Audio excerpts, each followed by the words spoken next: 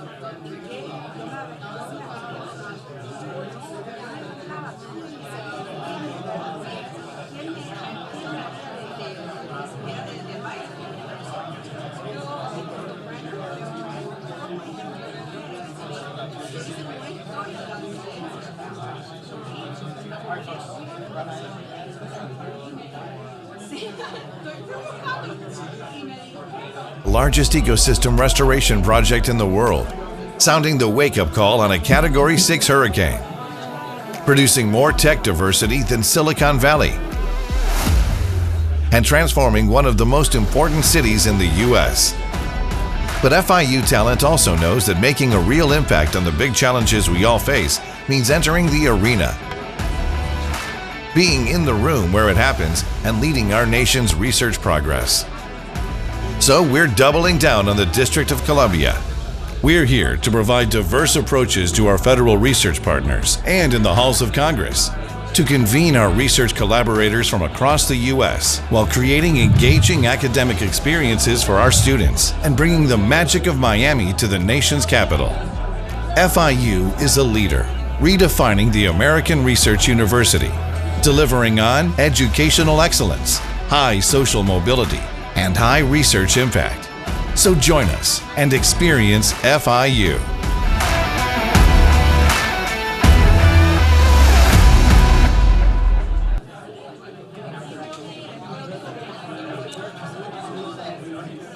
Hello, everyone. If you could please take your seats, the event is starting.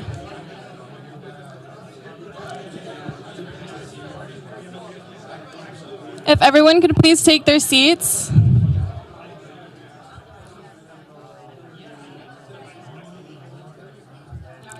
Good morning, everyone. My name is Sarah Correa, and I'm a student at FIU studying international relations and business and government through the Adam Smith Center. This past semester, I've been interning here in Washington, D.C. as a Hamilton Scholar, where our students are given the opportunity to support advocacy of key research priorities. My project has focused on Cuba, where I mapped U.S. agency landscapes and identified key congressional and executive branch actors FIU could engage in the event of a political transition, many of which I know we will be referencing today. As the semester comes to a close, I'm grateful for the opportunity to be a part of this work and to contribute to FIU's presence here in Washington. It's now my pleasure to introduce to you Carlos Becerra, Senior Associate Vice President for Federal Relations. Thank you, Sarah, and thank you, everyone. So good to have you here. Sarah's one of 35 amazing students that we've had interning all throughout the amazing District of Columbia, and I see many of our internship supporters here. On behalf of our president, Jeanette Nunez, and our Board of Trustees, I want to welcome you all to FIU in Washington, D.C., as we affectionately say, Miami's embassy here in our nation's capital. Of course, our casa, su casa. Here in Washington, FIU aims to achieve solutions through people, policy, and partnerships. We also, on any given day, any given hour, live and breathe the strong axis that exists between D.C. through Florida and, of course, to Miami. But for today's discussion, for obvious reasons, that axis and what we'll explore is that strong axis between Miami, D.C., and, of course, 90 miles south of this country and Miami. In doing so, how to illustrate the transition to a democratic and free Cuba, I think we'll all realize and we'll explore today how we will need to harness that access, which includes our strong diaspora, very active diaspora in Miami, all around the country, all around the world. Be synchronized with our partners here in Washington, be it in Congress, be it the federal government, be it the certain State Department, where we are proud, we will say that FIU is proud to have over 20 appointees currently working in the Department of State all throughout in different bureaus. And throughout it all, of course, Miami's Public Research University is excited, and as I look at this audience, we're excited because our work and our commitment to the future of Cuba and what challenges we're facing today in this moment are longstanding. At FIU, as many of our colleagues like to say, it is Cuba, and even obviously with challenges throughout the hemisphere, our brothers and sisters in Venezuela and Nicaragua. This is not only an academic focus. This is in many ways part of our DNA. If you know the history of the university, you know that since day one we have been focused on these issues. So as our president would say, we are in it for the long haul. We're going to be discussing some key questions today, I think that involve all of us. But FIU is also in this for action. And with the support of our Florida delegation, with the support of the federal government, our partners, and so many partners here in the room, we are moving, and we are moving now. You might have read earlier this year, President Nunez announced the launch of our own Cuba transition initiative, which builds upon much work that we've already been carrying out. Some of you know the work of our Security Research Hub. You'll meet some of our partners from our Gordon Institute that works a lot on civil-military relations and studies of those issues. Our Carlos Costa Clinic at our College of Law already helps support the plight of many political prisoners. We will be ready on day one, and I see some partners that are very important to the issue of figuring out humanitarian needs and humanitarian response. And as we explored last night, where's Rosa María? We are also in it for the long haul, pa largo, as we said last night, to provide technical expertise, whether that be in infrastructure, energy grid issues, food production, economic restructuring, science, research, human capital. Your public research university is in it. And throughout it all, like today, we will continue to be that convener and convening power. And you'll learn a little bit more about a very special center, an axle, as we're calling, which is Casa Cuba, and how that is. Before we move on, I did want to recognize, I know we have several congressional staffers. This is a very, very busy week for many of you all, as we're in the middle of busy congressional activities, as well as, I did see a certain elected official. I see the Vice Mayor of West Miami, Ivan Chavez, proud FIU alumnus. For those of you from Miami, you can do a little Google searching. Important political careers do begin at the city of West Miami, so we're excited to have you here. And of course, I see so many representatives from some of our partner embassies, Lithuania, the Czech Republic, Poland, France, etc. So we're excited to have you here. But to kick us off, I'm excited to introduce a very important partner of FIU, Dr. Eric Patterson, which is who is speaking to us on a very important week for the Victims of Communism Foundation, and I'll let him cover some of that.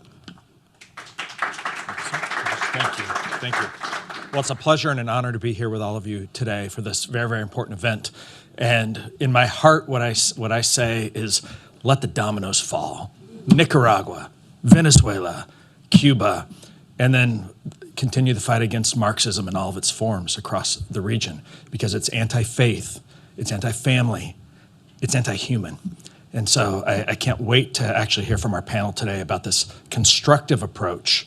You know, the bad guys, what they really do is they tear everything down, right? And then they take control and they impose their own order. And so the type of initiatives that we see at the Green School, at Casa Cuba, at the Havel Center, and at the other parts of FIU, I just think that they're so important, because what they're doing, and they're working with heroes like Rosa Maria, like John Suarez, like people on the ground in Miami, like people in DC, is towards a constructive vision for the future. Our mission at the Victims of Communism Foundation is to educate all generations about the terrible ideology, history, and legacy of communism. So we have curricular materials from elementary school to college. We do teacher and professor training. We not only video, but we bring before Congress and the UN and other places the witnesses or the survivors of communism. And of course, we do policy relevant research. Last week, for instance, a major story in Der Spiegel, the New York Times, Politico, and others, where we brought forward a defector, a Chinese policeman who told all about being part of the repressive government in Xinjiang province. And we'll do another one tomorrow, a major, major story in the New York Times. But we're here to talk about Cuba, not about China. And let me just simply say this. Tomorrow, right outside at the Goddess of Liberty statue, the big bronze statue out there, there'll be 60 groups, diaspora groups and embassies, our friends from Poland, Lithuania, and others, who will lay a wreath commemorating the 100 million men and women murdered by communism in the past, and will bear witness to the future liberty of people in Cuba and elsewhere. That's at 10 a.m. right outside at the Goddess of Liberty statue. God willing, they won't be paving the street during the event. That should be done by tonight. But I invite you all to join us if you're still here in town for this incredible commemorative event. Again, FIU, thank you very much. And to get us started, I'm excited to invite one of my dearest colleagues, Sebastian Arcos with the Institute of Cuban Studies.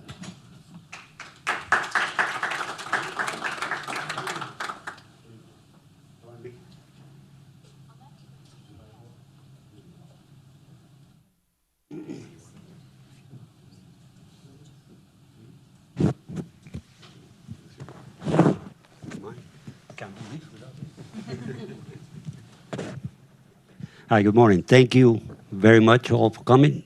My name is Sebastian Arcos. I'm the interim director for the Institute for Cuban Studies at FIU. And this program was planned about a month ago with the intent of bringing to Washington, D.C. A growing consensus in Miami on how should the Cuba transition take place and what kind of transition should that be.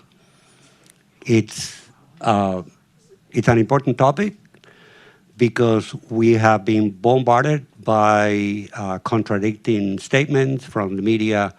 The president wants this, Rubio wants that, and the Cubans want that.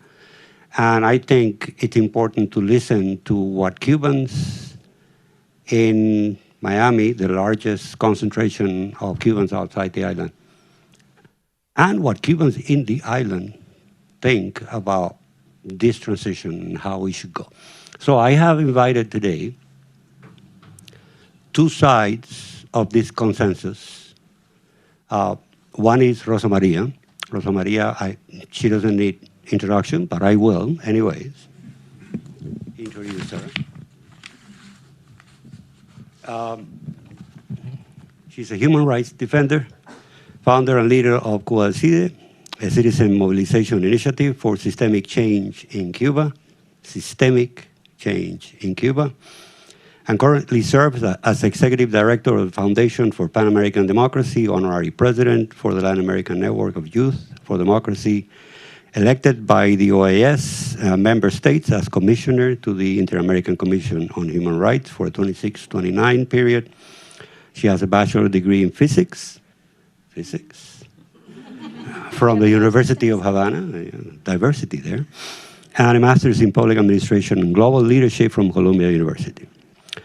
And of course, she is the daughter of Osvaldo Payá Sardiñas, and I don't think I need to say who he was. Rosa María represents the political side of this consensus that we're going to discuss today. Now, on the business side, I have Jorge Plasencia. Thank you, Jorge.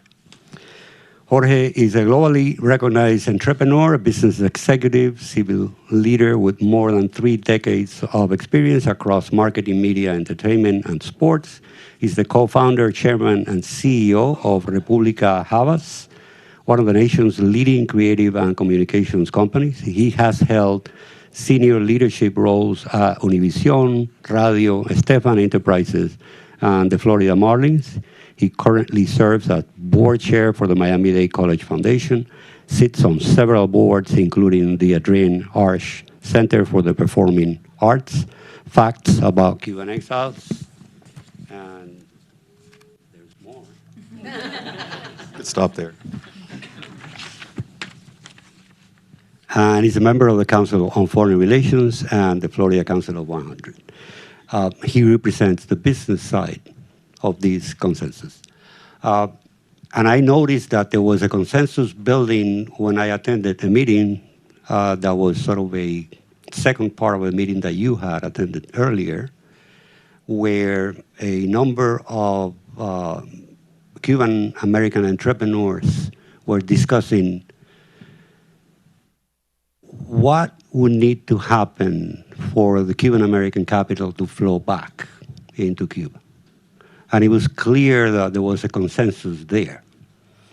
And then on March 2nd, there was an important event that essentially unified the activist/political side of the Cuban American community on a liberation agreement, which again stated the conditions necessary and inevitable to have a transition in Cuba. And that was the consensus on the political side. So I realized that there was a significant consensus on both sides. And then, just last week, the Miami Herald came up with a poll.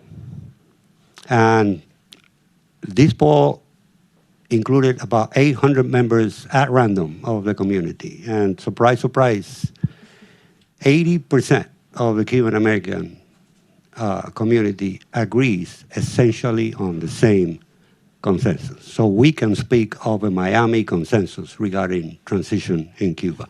And I want to go now into what this means and what are the components of that. And I'm going to start with you because you signed that liberation agreement. And you guys have 4 stages of transition. And I'd like you to explain what the 4 stages are and why. Why do you think they need to be in that order for a real transition to take place in Cuba? Yes, thank you so much. Thank you, Sebastian, for the invitation. Good morning, everyone. Thank you, Lily, Carlos. Thank you for having us in these very exciting times that we are living. Are exciting times, are also very harsh times for the people on island. We are enduring a humanitarian catastrophe. Some people call it humanitarian crisis. But the level of human suffering on island is just brutal, and it's nothing I have seen before. And I was a child during the 90s, so I lived the special period. and that's in part why the Freedom Accord, el Acuerdo de Liberación, established those phases and talks about a transition plan that goes through those phases. And this transition plan has been put together, taking into consideration every serious work from the exile community, the on-island dissident movement, academic groups, the government of the US, the Liberty Act, the plan to support a transition process in Cuba that was made during the Bush administration, what the Christian Liberation Movement led by my father did in the early 2000s to ask the people on island and even in exile how they imagine the transition process. With all these supplements, let's say, we put together this transition plan that is actually a very pragmatic roadmap to take care of the humanitarian catastrophe at the same time in which we take care of the necessary institutional political change that needs to take place in Cuba to take the nation from the humanitarian catastrophe, totalitarian crisis that we are living, to the point in which free, fair, multi-party elections, the fair general elections in 70 years in Cuba can take place. That requires a lot of transformation in a country that right now it's in a humanitarian is in a humanitarian catastrophe, and that's why this plan also relies on working commissions, on commissions that take care of every area or every main area of national life, from the humanitarian response to the economic recovery commission, to the constitutional commission, to the judiciary, health, education, social development, each area that we need to take care of, right? Energy, infrastructure. But that requires some environment, and that requires also some priorities. And that's what you have in the Freedom Accord. And that's why the first step of this process is liberation. And by liberation, we mean the recognition of human rights. By liberation, we mean the release of political prisoners. By liberation, we mean the fracture of the totalitarian power as we know it. And that's required a lot of effort. That has been the fight of the Cuban people for 67 years. And I'm saying this, and I'm looking at Frank Calzón or John Suarez, that have been battling this fight for decades, together with many other Cubans, with more than 1,000 political prisoners that are in prison right now as we speak. And that is fundamental. That's key. That's how we measure that the transition, that the systemic change actually started. And of course, then we need to go to stabilize that country and to rebuild that country in every area of national life, which includes security, which includes police, and which requires a position of power that we, and when I say we, I'm talking about what I believe is the vanguard of the Cuban people, which are the democratic forces. But I'm also speaking about a broader we, the free Cubans, the ones that want to see a change on island, which are the 90% or more of the Cuban population. By the way, there was another study that was published recently by the Observatorio de Derechos Humanos, the Human Rights Observatory, that placed the regime approval in 3% on island. So then the consensus is broader than exactly. And of course, the last phase is democratization, not because it's not the goal, but because we need to transform that country institutionally to be able to have free, fair, and multi-party elections. I'm going to quote a statement from Marco Rubio. He said recently, March 31st, he said, Cuba needs two things, economic reform and political reform. You can't fix its economy without changing its system of government. So he's going for government first, political change first, and then economics is secondary. And I noticed that the agreement also uses exactly the same order. Political change first, then we go into economic change. And for Jorge to, I think, representing that consensus on the business side, on the entrepreneur side. I have a quote from Jorge Perez from the Related Group, one of the most famous Cuban American entrepreneurs. And he says, it is difficult to imagine foreign investors lining up without profound changes in Cuba, including democratic institutions and full respect for foreign capital and human rights.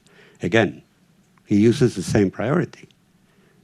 Political change first, before economic change.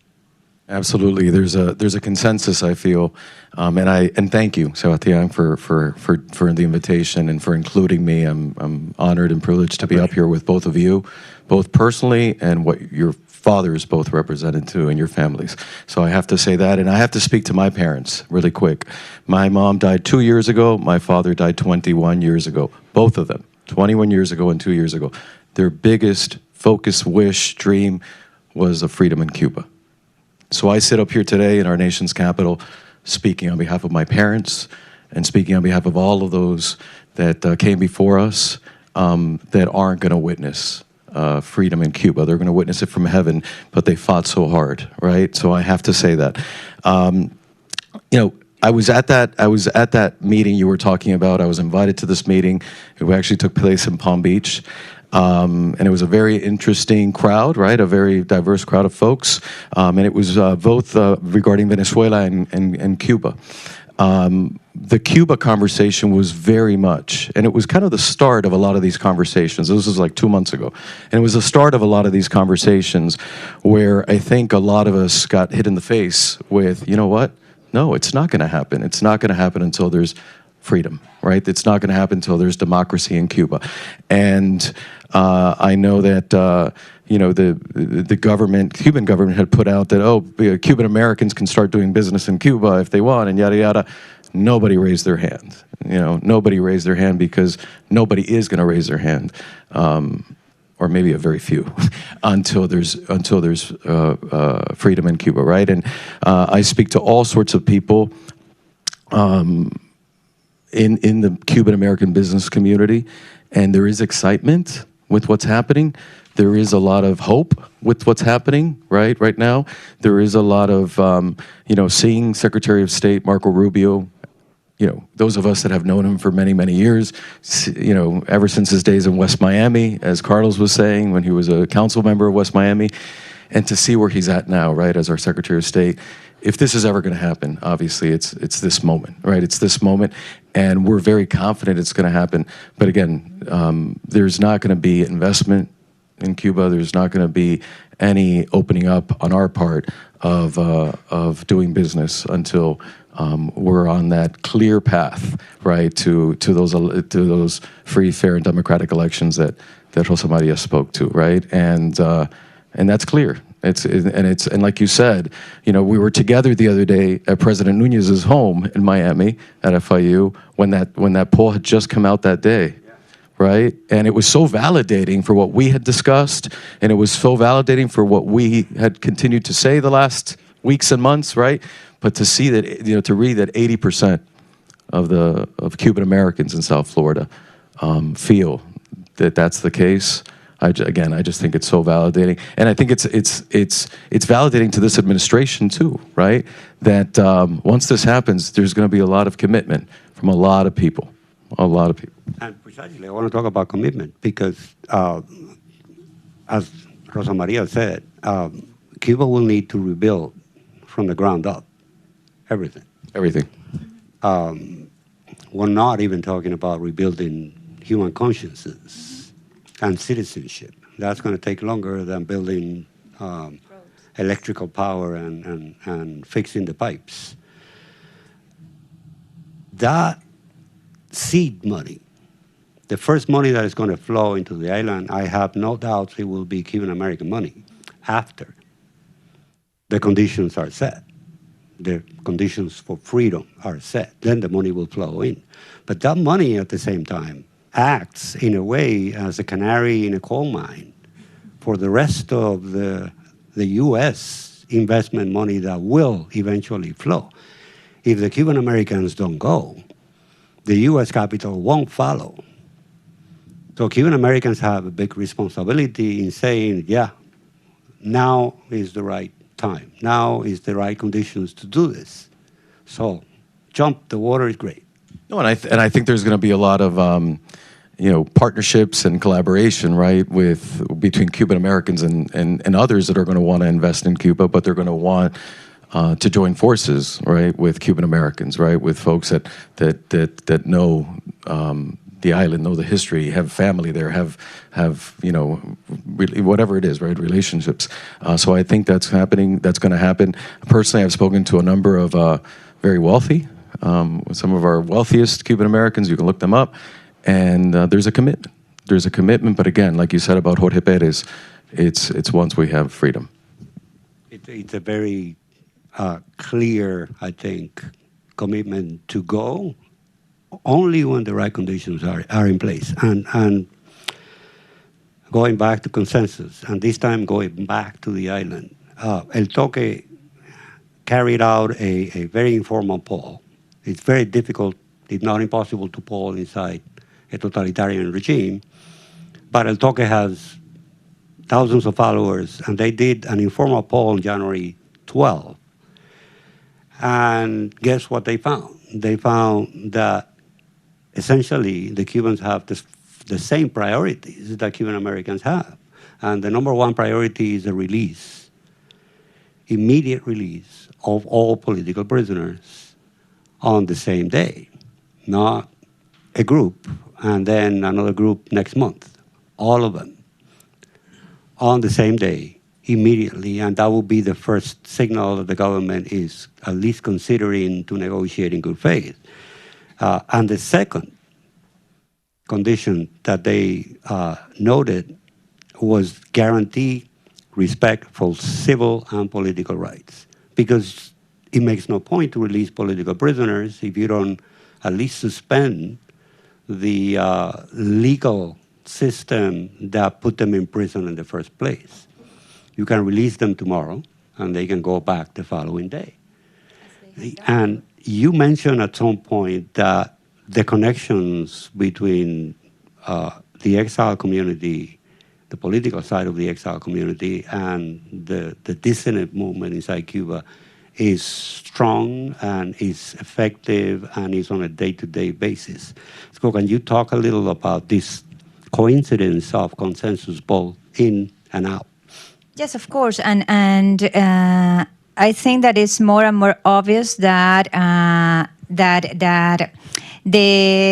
what is understood or known as dissident movement actually lives on island and live in exile, especially during the last 10 years. The amount of Cubans that have been expelled from island. Me being one of them, in 2013, but many others after July 11, 2021. Many of the more active opposition leaders, civic organization leaders, even non-organized Cubans that were part of that movement were expelled from the island and are living in exile. But in exile, we found a community that have been thinking on Cuba for decades, and the synergies are more than coherent and more than obvious. So it hasn't been hard to to coordinate those both sides in the sense that the consensus is obvious. The let's say the priorities are obvious for the people that is in jail right now, that is part of this Freedom Accord, for leaders like Felix Navarro, that has been in jail for 5 years now, or Ostaili Navarro, his daughter, that have been in jail too for 5 years, or for the ladies in white. Berta Soler is a signatory, one of the pioneers of the Freedom Accord, or Iván Hernández Carrillo, which is the director of the independent unions in Cuba. He's one of the pioneers of the Freedom Accord. What we established there are actually basics for everybody, for all Cubans, and the Cuban nation lives on island and lives in exile. Now, the movement inside Cuba is growing despite the very harsh conditions, and this is very telling, because when we talk about Cuba, we talk about families that don't know what they're gonna eat tonight, that don't know if they're going to be able to freeze the food that they got, and maybe they will have to throw it away in a country where there is no food, that they don't know if they get sick, they will be able to find antibiotics to survive. We talk about families that don't know when the day breaks, if they're going to be able to get to the school, because there is no transportation at all in many places, or it arrives one day and the other day don't. And despite the hunger, despite the sustained repression, despite the lack of medicine, despite the so many distractions that comes with that, because you live in a constant fight for survival. Despite all this, the year 2025 closed with an average of 30 protests a day. December of 2025 closed with a register of 1,300 protests. And some of them are small protests. Some of them are just mothers closing on a street with their buckets empty, demanding freedom and water, but demanding freedom. Why? Because we are convinced that the only way to overcome that crisis is to get rid of the dictatorship, and that's what we're seeing. That's what we're seeing with the people in general. That's what we're seeing through our network of, specifically of Cuba Decide promoters.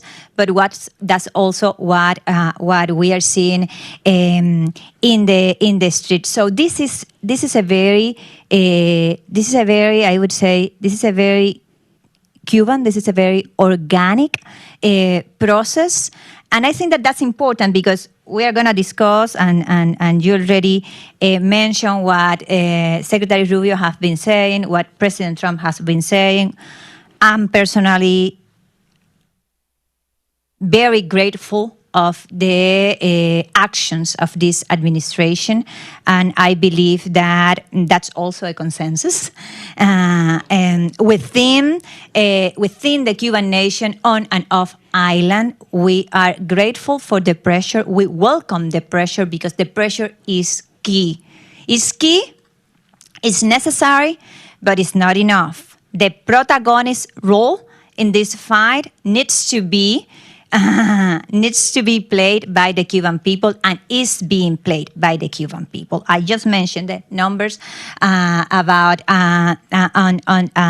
protests and people in the street. There are more than 1,000 political prisoners. Those are only the ones that are registered, and we believe that there are three elements that are fundamental for the first step to take place, for liberation to take place, that requires power fracture in Cuba. And those three elements are, in first place, the mobilization of the Cuban people demanding freedom. That is settled. and will continue and will grow because it is existential for us. It's a matter of survival for the Cuban people and for the Cuban nation. But there is another very important element that is finally here too, which is the democratic alternative. The one that they have been trying to kill, the one that they try to eliminate the moment they assassinated my father in 2012. Or when they throw in jail yours and your uncle and many others before then. The Cuban regime have been trying to eliminate in a systematic, periodic base the democratic alternative. Well, now we have a unity of the main democratic forces behind a very specific roadmap, and more importantly, we have a team that is ready to lead that process. But there is a third element that is necessary because those in power in Cuba, they have the weapons and they are using them against the bodies of the teenagers in the streets. And that element is international pressure. And we finally have an ally that is ready and is willing to put that pressure in place and is doing it.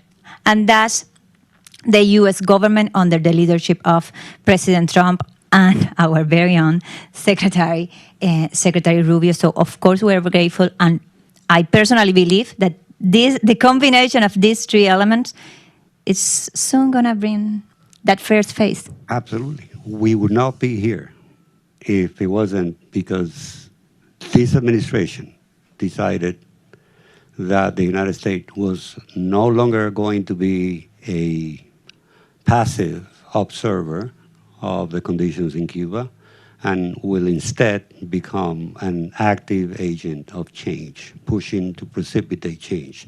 That marks the whole difference. And it's the first administration that does this in the last 67 years, because the last one was the Eisenhower administration. So there's a lot that make this happen. One of the things reported by the media, and one of the things that we have seen coming out of the Cuban government, is the idea that they are now apparently signaling that they want to implement economic reforms, something that they haven't done in 67 years. Now suddenly they discover that they want to do. And so far, I have a list.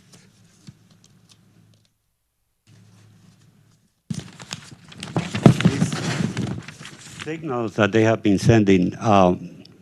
On March 16, they announced that Cuban Americans are allowed to invest. Wonderful. And on March 23rd, notice how close these are. They announced that, surprise, the Cuban government is willing to compensate the United States confiscations of 1959, 1960, something that never happened in the last 67 years. The claims, correct? Yeah? Those are the claims that we're talking about. Yeah, the claims of the confiscations in 59 and 60. And on April 7th, they announced that now the Cuban enterprise, Gaesa, the military conglomerate, is willing to deliver remittances coming from Cuban Americans directly to Cuban families in US dollars.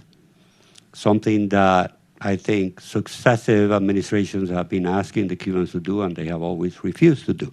So it looks like they are at least playing the game that they are willing to make finally the economic reforms that they haven't made. What do you think will be the reaction of the Cuban American business community if the regime decides to make some economic concessions like this, but insist on staying in control? Again, my role up here today is very simple. It's there's not going to be any engagement. We believe as Cuban Americans, by our community in Miami or in the diaspora, right, without there being freedom in Cuba or a path to freedom in Cuba. I mean, that's That's clear. It's just not going to happen. I mean, when you're saying, what day was it, March 6th or whatever, that they announced that Cuban Americans can invest? I mean, I don't know if anybody saw anybody rushing to, it didn't happen, right? And it's not going to happen, right? And I think that, I have to say, Sebastian, that Rosa María and I got to know each other, and I'm privileged to call her a friend, but we first got to know each other 5 years ago. July 11th, 2021, when all the Cubans just rushed out to the streets and started asking for freedom and chanting freedom, right? That's when we met through a mutual friend.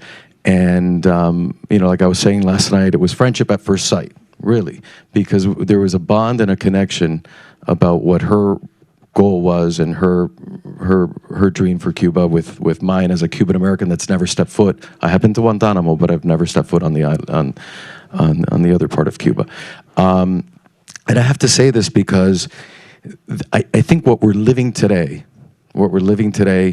really all started 5 years ago, this July. It started 5 years ago when all those people went out to the streets and we got together and said, you know what, we've got to show solidarity with the folks in Cuba. We've got to tell them that Miami and the Cuban Americans, people like myself that were born and bred in Miami, we care.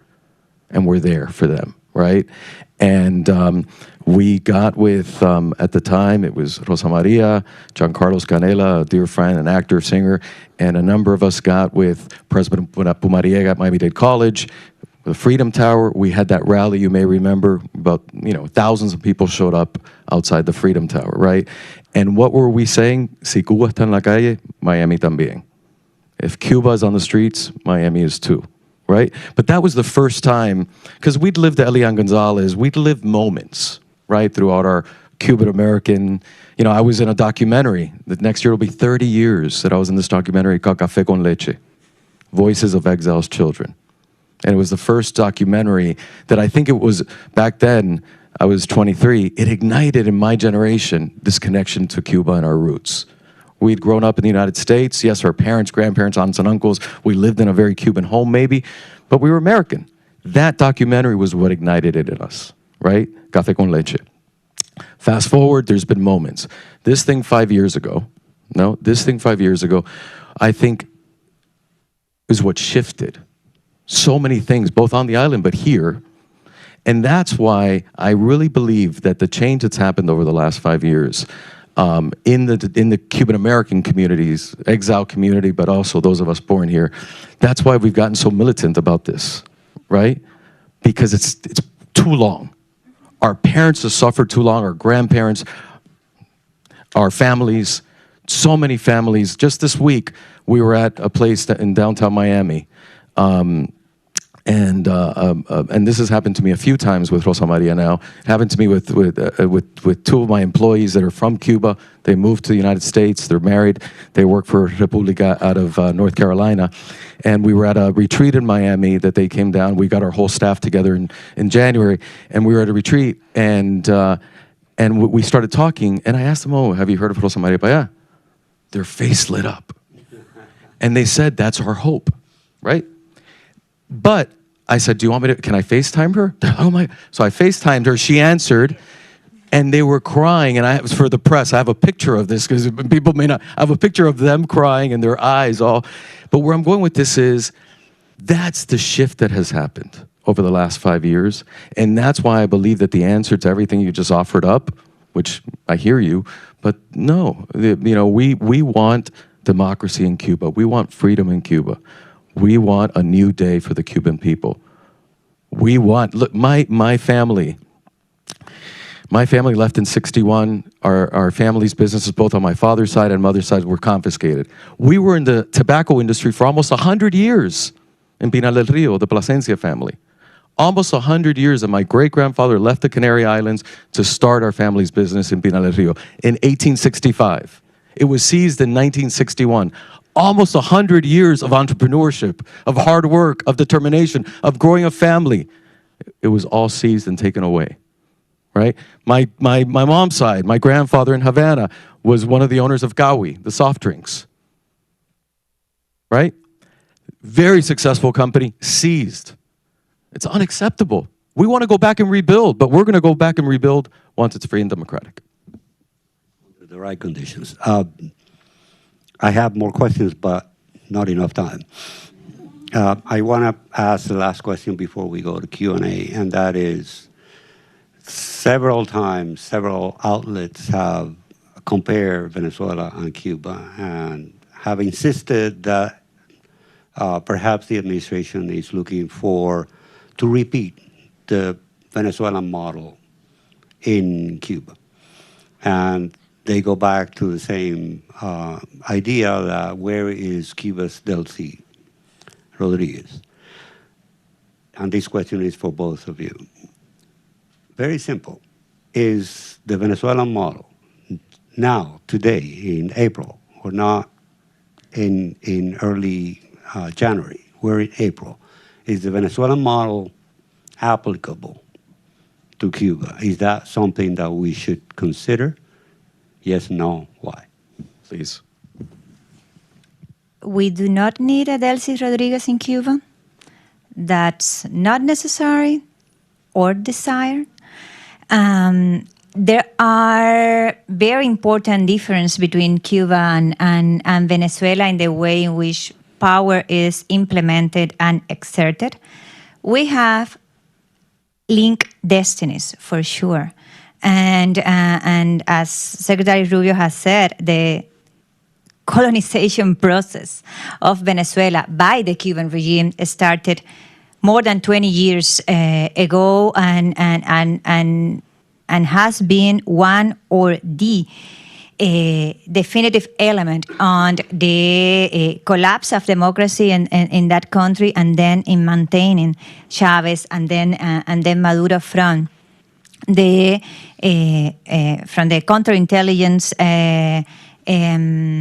standpoint, and with basically an occupation army in Venezuela, as was finally obvious once Maduro was captured and so many Cuban soldiers were killed during that operation.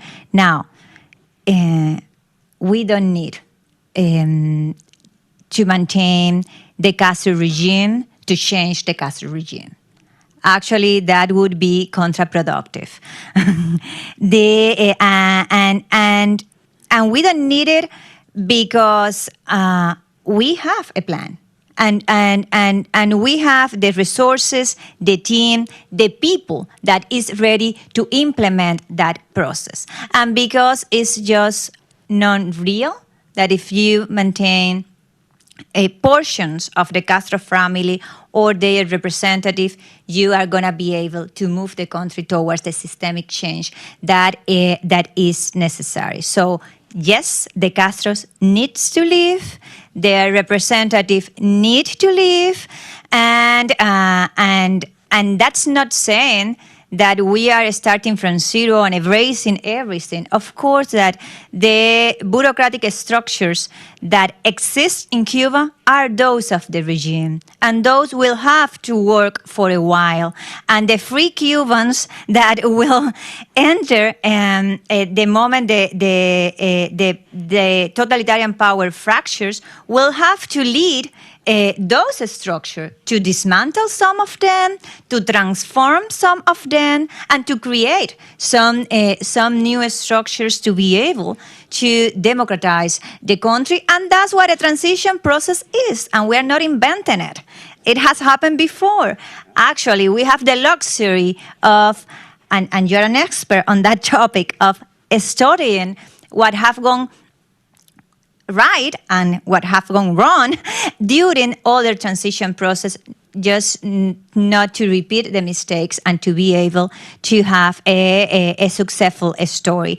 We have something that, we have a resource that almost no other nation in the world possess, probably but the State of Israel, and that is our exile community.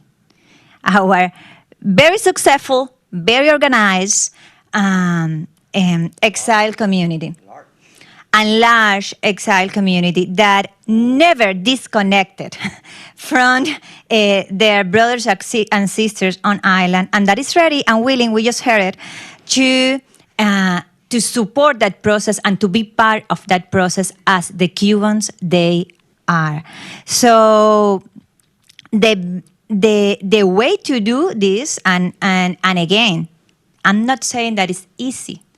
I'm not saying that it's not going to require a lot of energy and push. I'm just saying the conditions are given. We need to keep stressing those conditions, growing that momentum, because the other face of the coin is that the situation on island is unsustainable, that regime is not able to keep the lights on. They have billions of dollars, by the way, but they are not able to use that for whatever reason, which is corruption, incompetence, communist design. They are not able to use that, even in benefit of keeping that system as we know it. So we are approaching that moment of fracture, and the good news is that moment of fracture can evolve into an orderly, mostly peaceful transition process led by the Cuban people with the support of the best ally we could hope for, which is right now the government of the U.S. Yeah, I mean, she clocked it beautifully. I mean, I think there's just a big difference. You can't compare Cuba and Venezuela. It's just very different countries, resources, power, all of that, right? I think they need to be looked at independently of each other. I mean, there may be some things that carry over, but I think Cuba needs its own kind of a plan of transition, and the plan is in place. I mean, the plan is in place. The fact that all these Cuban exile groups have come together and signed the accord, the Freedom Accord, and back up this plan, that's the answer. The answer is there, and I think that's clear to Secretary Rubio and to folks at the State Department, that plan is a plan that can be very effective. And again, it builds, like you're saying, it's built on some of the successes that have happened in history, right, in regard to these transitions. So I think, again, comparing Cuba and Venezuela in this regard is not the way to go, in my opinion. Yeah. And again, it's important to reinforce that all this is a broad consensus across the entire Cuban exile community that is also shared inside Cuba. And so it's not only, I'm sorry, but it's not only a position of principle. It's a strategic position. It's the way to go if you want to have investment. Because, I mean, not even in Venezuela, they are rushing to invest in a moment in which you don't know if your investment is going to be seized or not. I mean, freedom and democracy is the environment for a thriving economy. And that's what we want, but not only on economic terms. That's what we want also in terms of national security for this country. That's what we want also in terms of democratic stability for the Americas. We wouldn't be speaking about fixing the Venezuelan model if the Cuban regime wasn't being tolerated for 67 years. That's the whole reason why we are trying to democratize Venezuela, was that we tolerated the Cuban regime for too long. And we gave them time to penetrate the rest of the region and to do the same in Nicaragua and until yesterday in Bolivia. So when we talk about burying communism in the island of Cuba, we are talking about burying communism for good, but also for the democratic stability, the peace, the human rights, the prosperity of the Western Hemisphere. It comes perfect. Just yesterday, I came across a statement by Thomas Friedman. He was talking about Iran. And after I read it, I thought, let me change a couple of words here. I'm going to read what he said about Iran. Nothing would improve the Western Hemisphere, of course I changed that, more than the replacement of the Castro regime changed that, with a democratic one that is focused on enabling the Cuban people to realize their full potential and on integrating the island with the rest of the hemisphere. That's why it's so important. Let's open it up to Q&A, please. And I want to call on Jason Marsack from the Atlantic Council, who's been very generous. Microphone? Oh, right. There's one right there.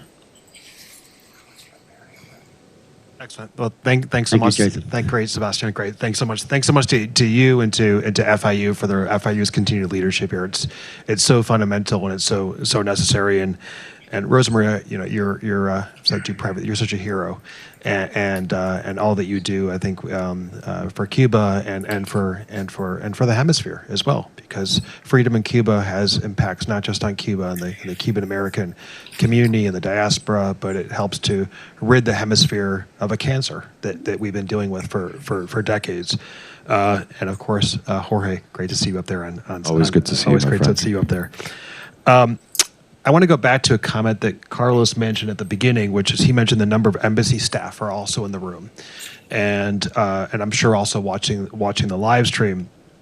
And we've seen action, something you haven't talked about as part of the panel yet, but we've seen action from across Latin America as well recently. We saw Ecuador expel the Cuban ambassador, Costa Rica close its embassy.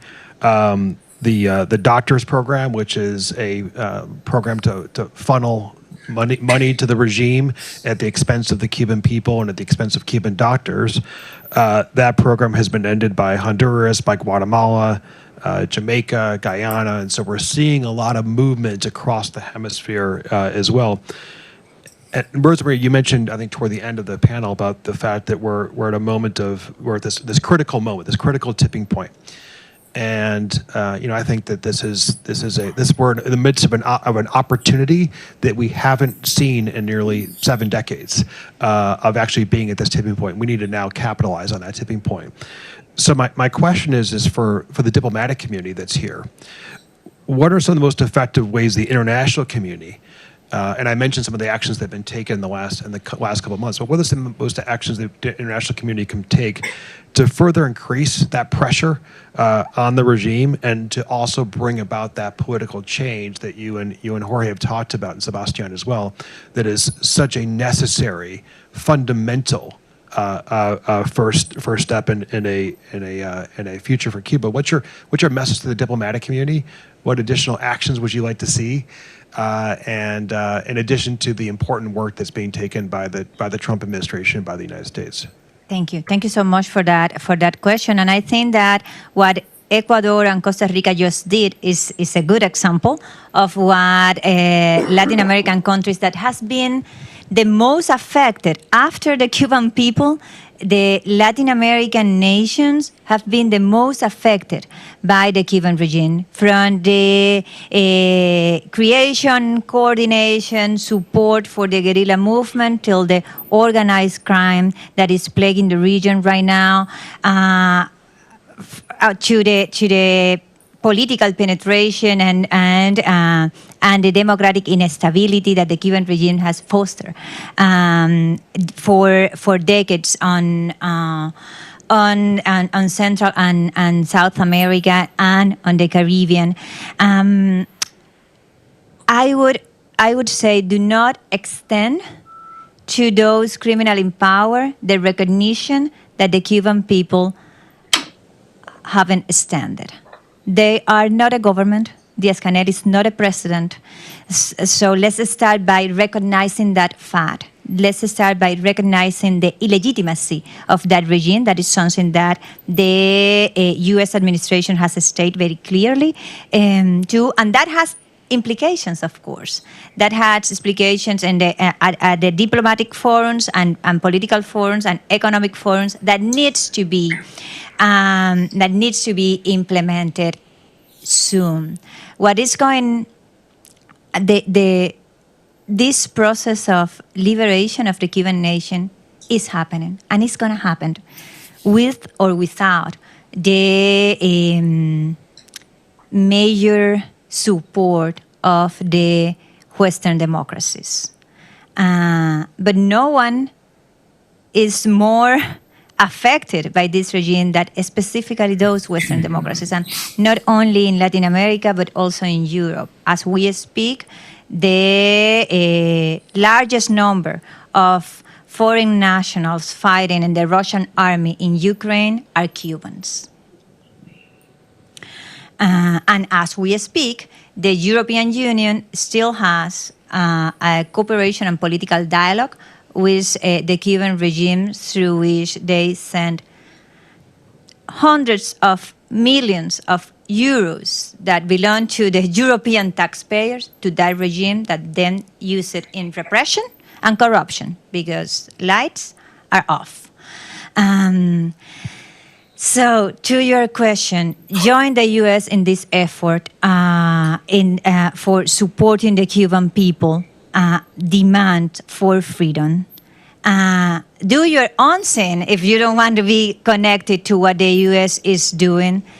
Denounce the legitimacy of the Cuban regime, recognize the democratic alternative of the Cuban people, and stop being part of the mechanisms that fund that regime. Thank you. John, you raise your hand. Thank you. Quick question, because there's talk about Cuban Americans being able to invest in Cuba. Back in 2015, during the Obama thaw, Sal Bernthal was a Cuban American that had a tractor business, and there was a big announcement that they were going to be allowed to invest in Cuba for that tractor business. But Mr. Bernthal made a mistake. He repatriated himself and became a Cuban national. And when he did that, the Cuban government said Cubans are not allowed to have their own businesses in the country. We see that also in the case of Cuban farmers. Last year, Cuba purchased $800 million from U.S. businesses, most of it agricultural products. But farmers inside of Cuba who try to sell directly to other Cubans are in prison today. Is there any move of reform in that area by the Cuban government? And if not, why not, considering that hunger is one and food security is one of the critical issues in the island? Thank you.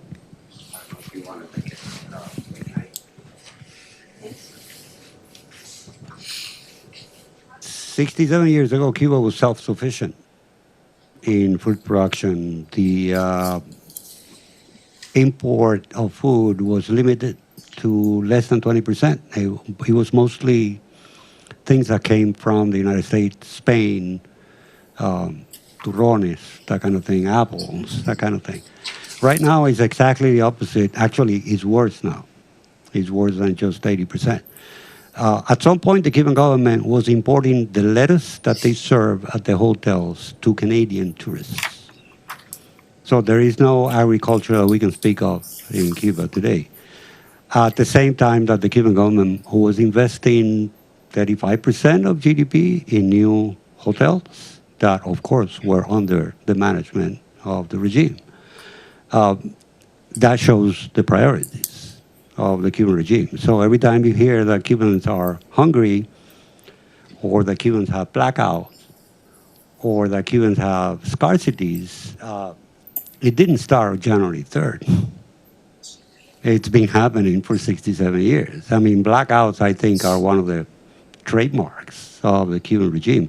I remember blackouts when I was a kid in the 70s, for God's sake, blackouts. And by the way, yes, the Cuban government can buy and has been buying in the United States market food and medicine since 2020, when the embargo was modified to allow an exception for the regime to buy food and medicine. And they have been consistently buying food and medicine. So no, the Cubans who are now claim to be dying, I'm waiting to hear the names, in the hospital because of the latest field quarantine, they don't lack medicine because of the quarantine, because the Cuban government can buy and has been buying those medicines here. It's just a matter of priorities of the regime. Where is the money going? That's the key. Political must come before the economic. However, there's a particular decision set which is crucial, and that's the decision to privatize state enterprises. And let me just mention three elephants.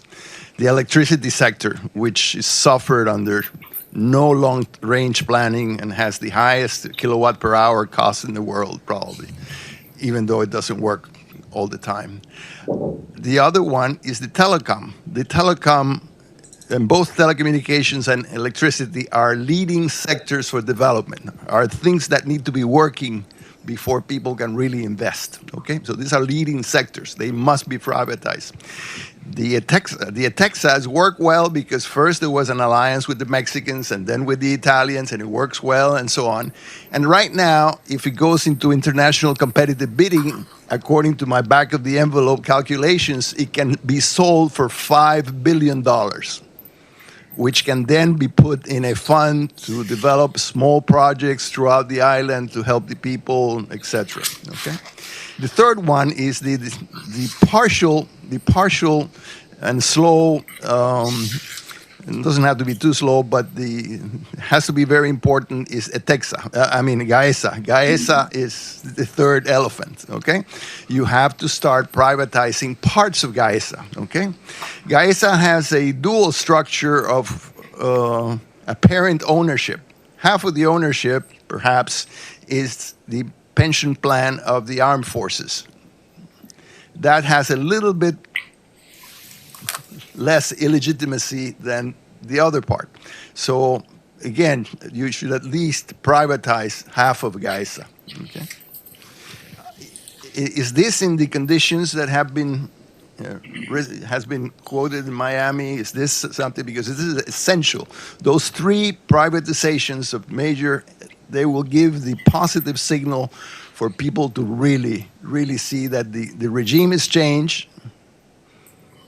Of course, first has to be political, free the prisoners and everything else, but you have to have that big step. The answer is absolutely. The answer is absolutely. It's part of the transition. Yes, for plan. sure. Yes. And I think that you establish it in the right priorities. Absolutely, yeah. Because when we talk about political prisoners and basic human rights, that costs zero. So that can be done overnight, and then you have a situation which is basically humanitarian. When you need investment, that it's not gonna produce a return immediately, right? So, and that's why.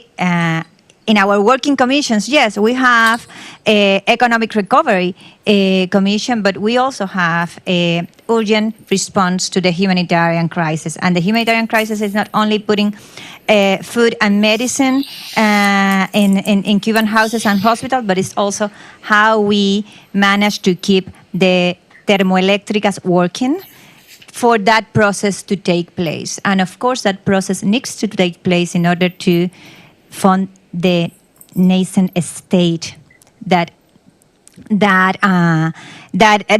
is going to be a process that during the provisional period can be started, and it is at least in the plan to be started, but there are also some decisions that are going to be taken by the democratic government of Cuba once free, fair, and multi-party elections are held.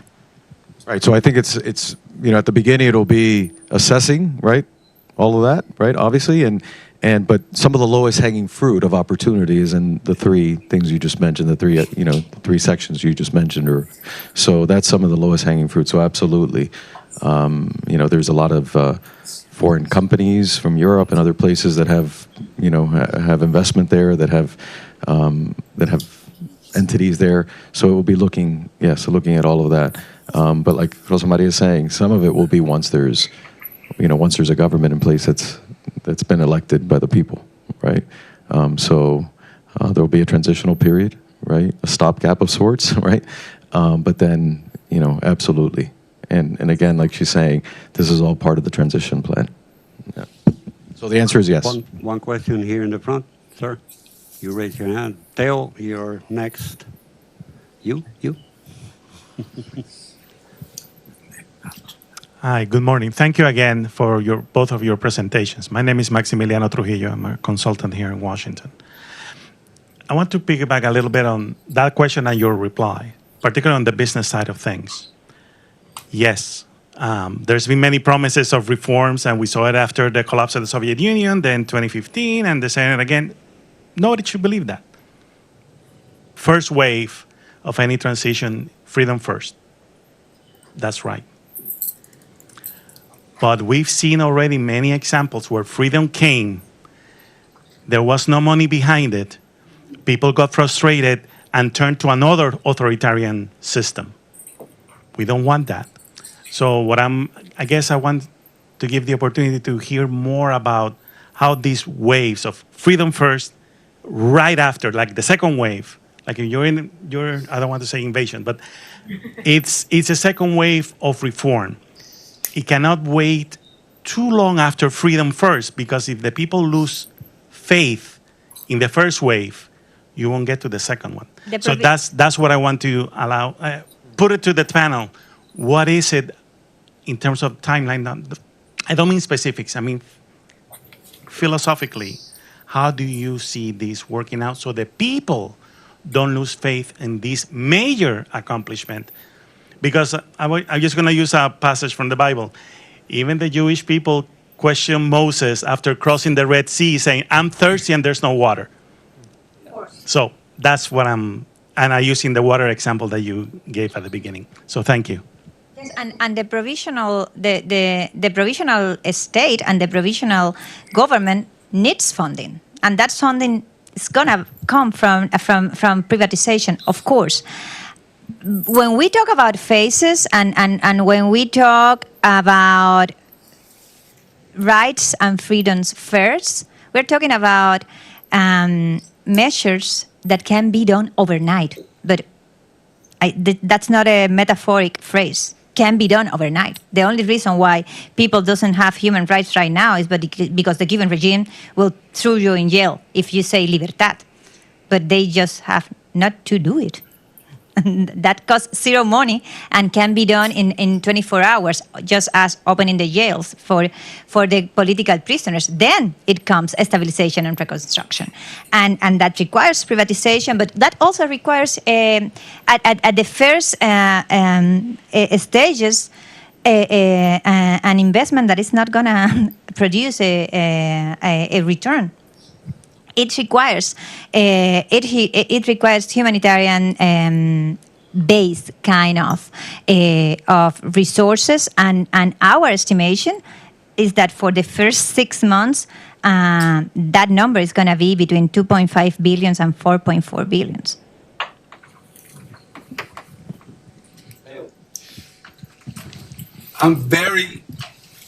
Theo, the microphone's right there. I'm very excited to listen to all these comments that we've been talking about for 100 years, right? Privatization, confiscated properties, how, all of that. This is wonderful. But we're still in the negotiating stage. So, and George, I want to tell you, Jorge, I grew up drinking Kawi before 7-Up, because that's the prior to... It was the most famous lemon lime soda on the island. But my question is for Rosa. There's been some leaks about what the U.S. has been negotiating with the Cubans. I don't know where the leaks are coming from, whether they're believable or not.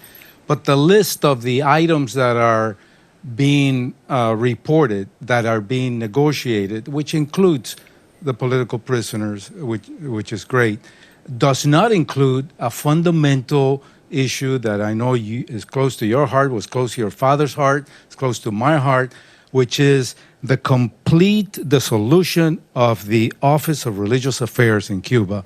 It is a must for the first stage of the negotiations, and I just this is sort of, I'm advocating, so that when you talk to the people that are involved, COSAC and Rob and all these people, that they hear from you also the great necessity that freedom of religion is prime and a very fundamental human rights issue that will send a great message to the world that Cuba, in fact, has gone through a change if they dissolve the Office of Religious Affairs, which, if you don't know, is the police, is the religious police in Cuba.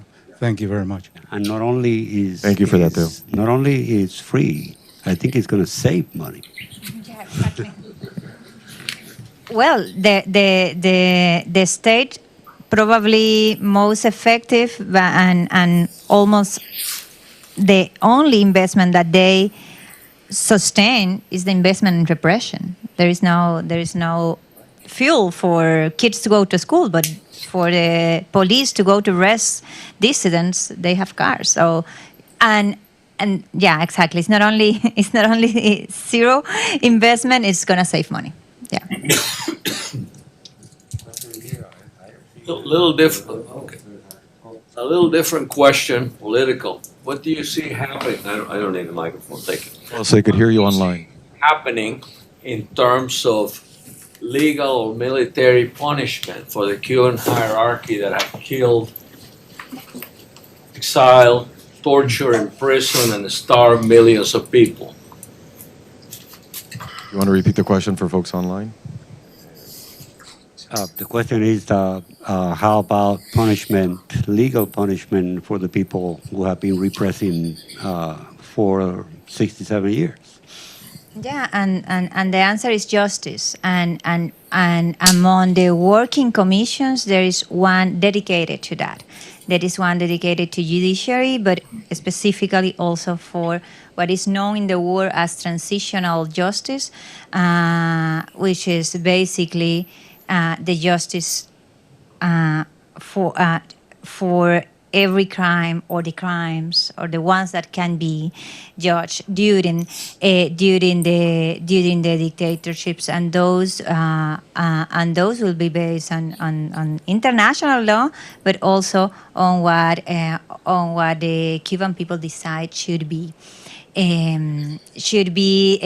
the road for justice, for restitution, but also for non-repetition. And of course, when we talk about justice, and we understand that it's almost impossible after 77 years, and it's a very personal issue for me, as you might imagine, because my father was murdered. Including those who ordered the murder of your father. Exactly, because my father was murdered by the orders of Fidel and Raúl Castro. And at the same time, I think that we all understand that there's no way in the world that those that are responsible for those crimes can restitute what we lost, what they have taken from us, from my family, and from so many other families, from your family, from your family. It's the history of a nation, the last almost 70 decades. There's no way in which we are going to achieve absolute justice. Now, as we have been saying during this morning, we have some priorities in this process, and the first one right now, the first priority is to achieve freedom, is to get to the point in which we can actually advance together towards a democratic, free future for the Cuban people. And we know rationally, and we know in our hearts that that's going to entail some compromises. We also know that just as much as freedom democracy, freedom of enterprise, private property should be brands, should be symbols, should be the way in which we reaffirm our new republic. Justice is also part of that process, and it will be. And it is not gonna end in 6 or 18 or 36 months. It's not gonna end during the provisional period. It will be a quest, and I hope a conquer of the Cuban people, for us, for our children, for our history, but also to guarantee that what happened to us won't happen again and won't happen everywhere in the Western Hemisphere. Last quick questions. Ivan Chavez. I have the honor of serving as Vice Mayor for City of West Miami. And with that, I want to use my voice to amplify the voice of all of our residents and the collective of South Florida, being that we have the largest population of Cubans outside of the island, like was mentioned earlier. We just want to say thank you for the work that you're doing. To you and Jorge both, very proud of you both. And we're up here in the nation's capital, and we're speaking on behalf of a small island, right, that has a very large voice and is being amplified by the work that you guys are doing. Also, my residents have purchased, if you go to Navarro, Tropical Supermarket, they've purchased all the pots and pans. Sedano's my client. You got to mention Sedano's. We're ready to hit the streets, and if we need to fight with the pots and pans, we will. Let us know, but we want to celebrate, and we're closer now more than ever. So my question is to Rosa Maria. Can you tell us a little bit more, and you touched on it earlier, but the Freedom Accord and the other organizations, Cuban Freedom March, et cetera, that signed the accord, how it's preparing for the transition and what's next in this preparation process? Yes, thank you so much, Vice Mayor, for being here, for your comments, for the offer. Yes, we definitely need to tocar cazuelas at some point. Pots and pans, that's what that means. A lot of pots and pan ringing. And the real work and the real work is, and I'm using those words because the plan is very important, but the most important part of the plan is to have the team ready to act, and that's what we are doing right now. We are working within these commissions that take care of judiciary or constitutional or economic recovery, and people as the ones that are part of Cuban Freedom March are very much involved in the whole process. Talking with hospitals and doctors and in the healthcare commission or in the education commission or with the lawyers that can help us with the constitutional commission. At the end of the day, we see these commissions as the seed of what can be departments or ministries during the provisional period. And that requires a lot of resources and especially a lot of people. And that goes far beyond the active democratic forces on Cuba and exile. That's actually an ask to the exile community and to the Cubans in general and non-Cubans also that wants to join forces and contribute to this process. The moment is now, and we are expanding as we speak. So you are more than welcome to join any of our commissions. Thank you. And one thing I just want to say about you, Vice Mayor, is that you're from, again, that generation. And we're from that generation that we're doing this for the future, we're doing it for the Cuban people, but we're also doing it for those that aren't around anymore, right? And that's where the passion, I think, comes from our generation. Last question. Last question. Sarah, okay. We have a last question. I'm sorry. So you mentioned that the U.S. is putting pressure on the regime, and you think that is the right choice. My question was, what amount of pressure do you think would be even better? Less, more? Are we on the right track? Yes, and the answer is as strong and as hard as it is necessary. And I want to be very clear here because, well, part of the consensus is that that talks about how acceptable is for Cubans even a military action. And I have to say, our first option is peaceful. Our second is peaceful. Our third is peaceful. Peace is what we want. But the ones that are not peaceful are those that are in power in Cuba. The ones that are imposing violence over our bodies, and I'm saying this totally aware of each word, the ones that are shutting down teenagers in the streets, the ones that are throwing them in jail, the ones that kill people, are the ones that are in power. It's the Castro family, their generals, the Consejo de Estado. Those are the ones that are imposing violence over the Cuban people, and those are the ones that are responsible for the cost that they are imposing on our freedom. The thing is that freedom for us today is existential.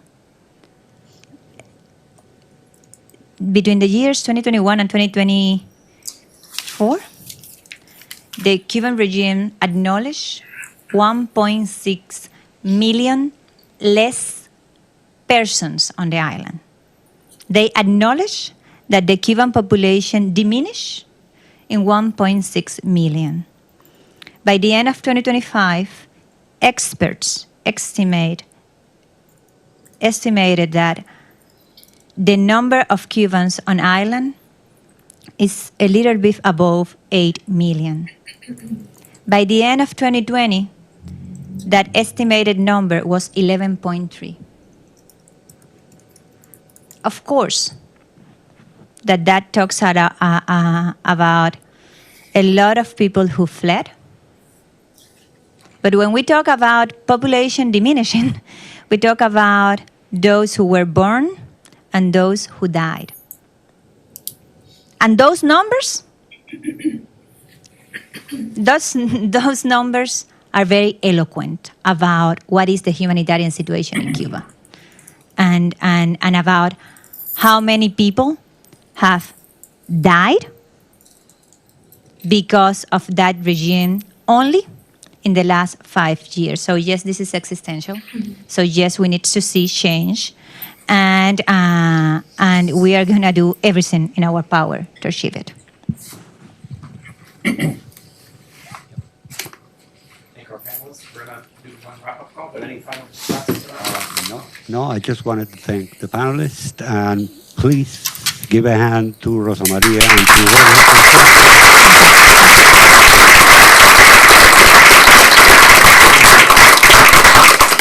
Of course, I also wanted to thank Carlos for the welcome, and I especially want to thank Lili Betancourt from Casa Cuba, our partner at FIU on Cuba. And I want to thank our sponsors, the Atlantic Jason Victims of Communism, and so many friends that we have found for this. Thank you very much, Carlos. Thank you, Sebastian, and thank you all. To wrap up our program, I think you've pieced together, when it comes to these very important questions, pa largo, that we've discussed today, that are going to be sticky and not clean in all cases. When it comes to FIU, you have our commitment. Our diaspora has our commitment. Cuba has our commitment. This is a whole of university effort. It would take us, we joked last night, hours to talk about the amazing capacities that the university have. This is whole of university, pots and pans included. And in the last week, we had a very special week. And I want to invite a colleague, after we show a quick video, to encapsulate what it means to be whole of university when it comes to the future of Cuba. And last week we had a very important groundbreaking on campus, and we'll show you this video.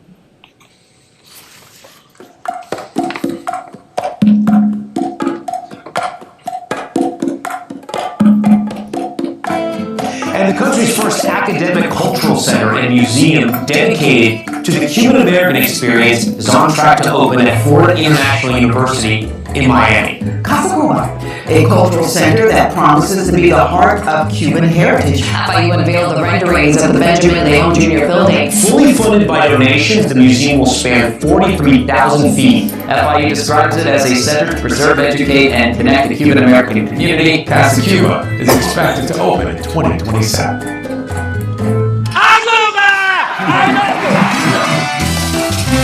What does FIU Casa Cuba mean to you and your family? Remembering history, culture, everything my family has gone through to be able to get to this point. The hub of story, the hub of lineage, the hub of history. Other cultures have been shared, that Cuban culture should be shared too. The Cuban American experience is one of resilience, sacrifice, and triumph. A community that has left its mark not just on Miami, but across this nation. For generations, that story lived where the family was captive, in ventanitas, photographs, in music and struggle and prayer. Now, it has a home. Casa Cuba was born from a simple belief that our story cannot be captured in a single room. It deserves a place where history, art, scholarship, and culture live together, where the world could come to study it, celebrate it, and understand it. Vibrant, resilient, unapologetically Cuban American. This moment belongs to you, to every family that gave, every voice that carried this vision forward, every person who said, this matters. This is ours. This is who we are. You didn't just support Casa Cuba, you built it. And today we break ground, not as the beginning of a story, but as the next great chapter, and one that had started long before any of us. Casa Cuba will stand as a mirror of this community, where the university becomes a gateway for the world to experience a culture that has shaped the city and this nation. Because of you, generations to come will walk through these doors and know exactly who they are and where they came from. Casa Cuba is your legacy. Gracias.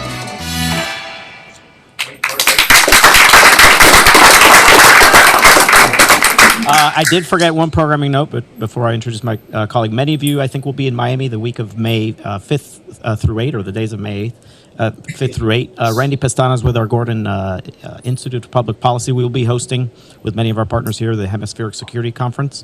Rosa María Payá will be on one of our panels, leading one of our discussions. A lot of these issues, of course, will be dealt with, so we invite you to that. Leading the amazing Casa Cuba effort is Lily Betancourt Space, and we wanted to give her a few minutes, and we have some time afterwards to chat about this amazing endeavor. Lily.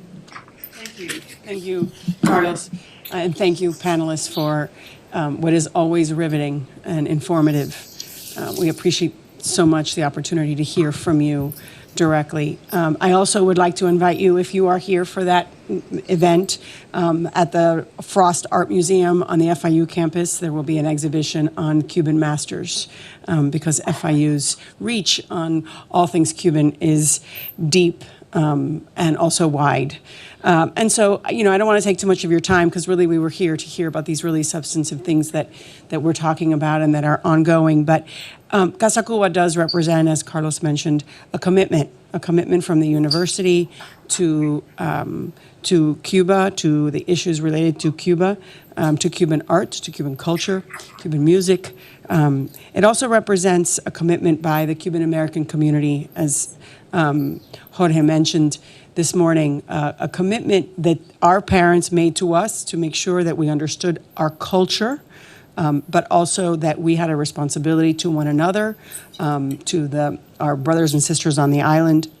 This project was built through entirely philanthropic funds, so it's also a commitment from the folks who have been successful in this country to making sure that these conversations have a place to happen on a public university campus dedicated to academic freedom. And I really am proud to be a part of this project, to be a part of this university, and to have the enormous privilege, as also a person who's never been to Cuba, to be in rooms like this one, where we can have these kinds of conversations. And even if we don't agree on how to approach these issues, the fact that we are able to have them openly and freely is a privilege. And we look forward to continuing to have them here and on campus, and hopefully one day in a free and democratic Cuba. So thank you all for your support.